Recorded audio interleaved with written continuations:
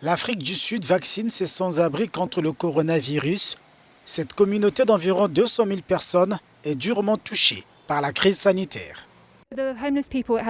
Pour les sans-abri, la période a été très difficile, en particulier en hiver.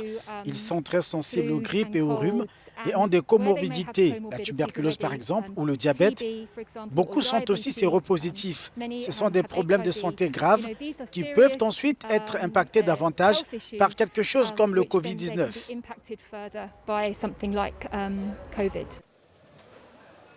Robert Madadu, 31 ans, est l'un des 14 000 premiers sans-abri du Cap, immunisés contre le Covid-19.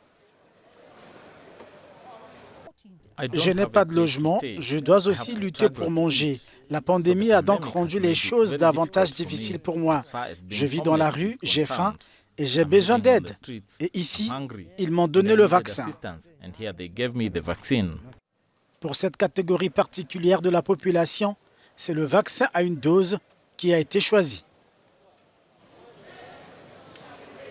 Pour les sans-abri, nous utilisons Johnson Johnson parce que c'est une seule dose. Parce qu'avec Pfizer, cela signifie que vous devez revenir après 42 jours. Nous devons donc fournir Johnson Johnson et je suis heureuse que maintenant nous allons pousser davantage à son utilisation et aussi dans d'autres milieux de sans-abri parce que nous ne voulons pas déranger les gens pour qu'ils reviennent parce qu'ils oublieront de toute façon leur second rendez-vous. Pas question pour les sans-abri de se munir de pièces d'identité pour recevoir le précieux liquide.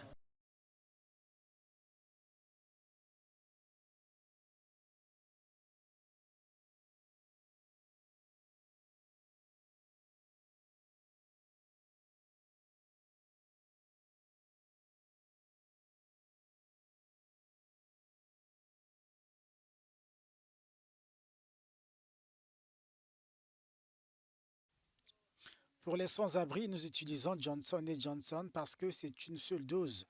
Parce qu'avec Pfizer, cela signifie que vous devez revenir dans 42 jours.